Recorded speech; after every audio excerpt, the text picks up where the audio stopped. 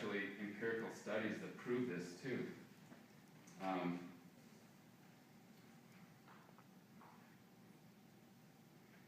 One of them,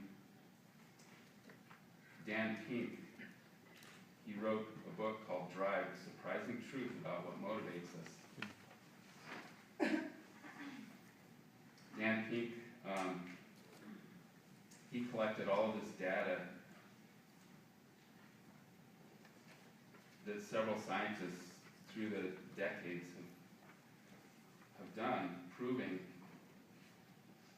that we actually function better when we're motivated from within rather than our incentives or from outside of ourselves. Remember, our culture is always talking about incentives. We need more incentives to do this and that and that. But nobody ever talks about incentives from within, the singing from within.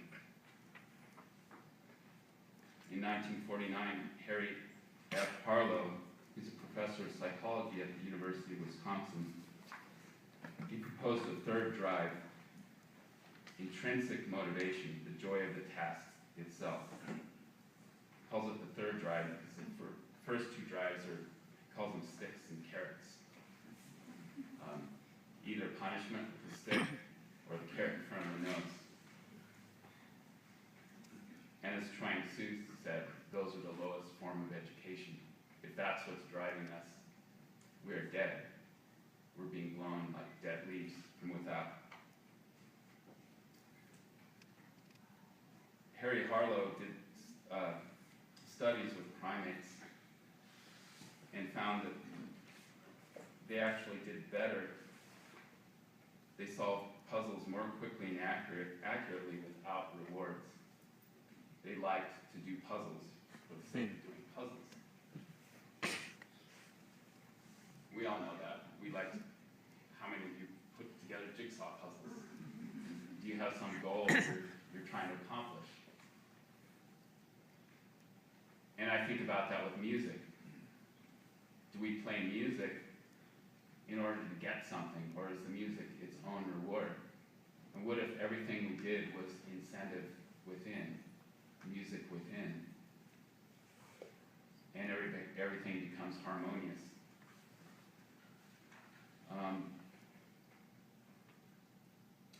Edward Deci replicated these findings with humans in 1969. But Dan Pink compiles all these studies, and basically he concludes that actually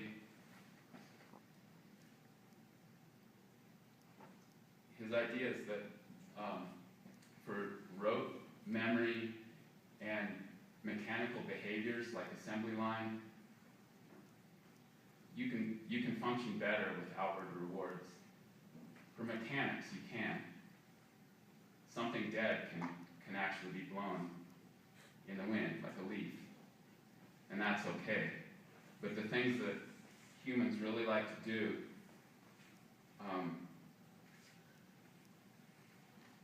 he found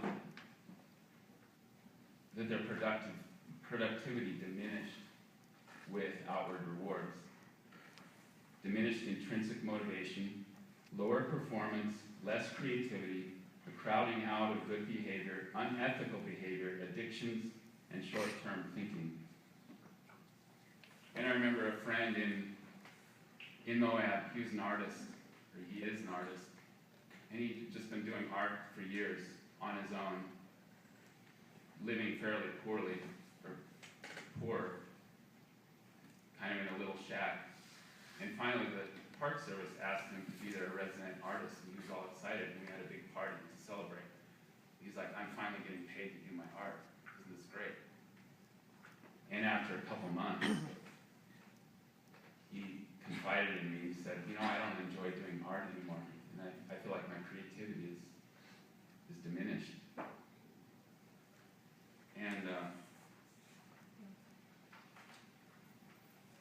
another professor, Dan Ariely, he wrote Predictably Irrational, the Hidden Forces That Shape Our Decisions. Dan Ariely is a professor of psychology and behavioral economics at Duke University.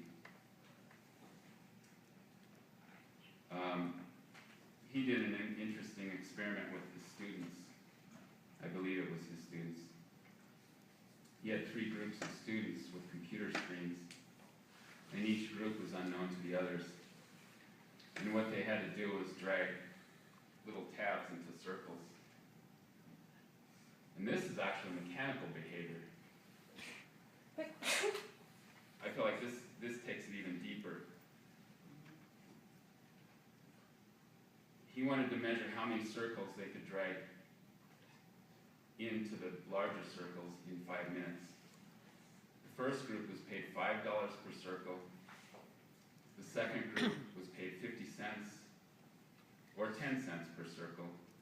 And the third group was paid nothing. They were told it was a social request, merely a favor asked. And the results were, of course, the ones who got 50 cents or 10 cents per circle did the worst. The ones who got paid $5 per circle, they did much better. But the ones who got paid nothing did better than all of them.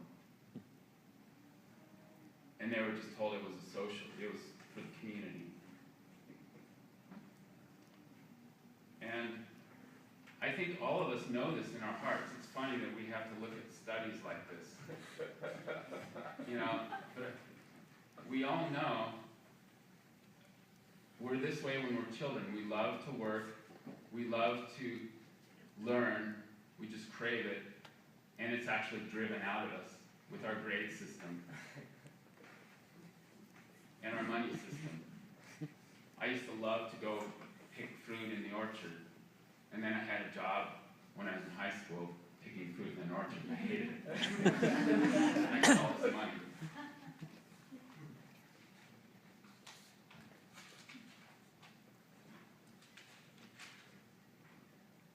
And I was thinking,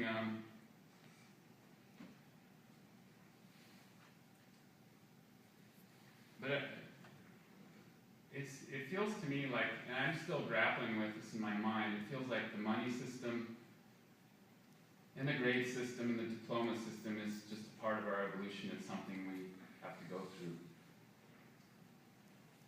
And I'm not knocking it, but I feel like it has to go obsolete. When we're children, we run on grades, and we also, when we're children, much of our motivation becomes extrinsic. Originally, when we're infants, it's all intrinsic. We do what we feel.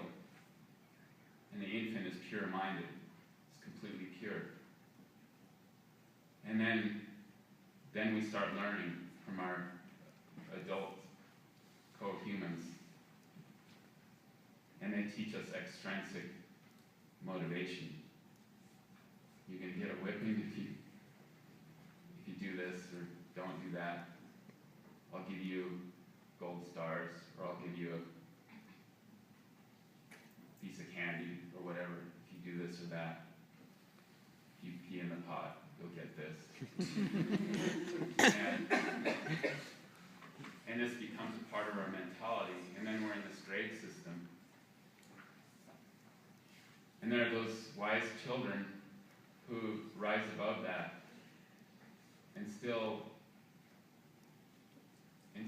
think, I like learning for the sake of learning. Instead of, and I did this in CU myself, I would put all my energy into acing a test and then forget completely what I learned.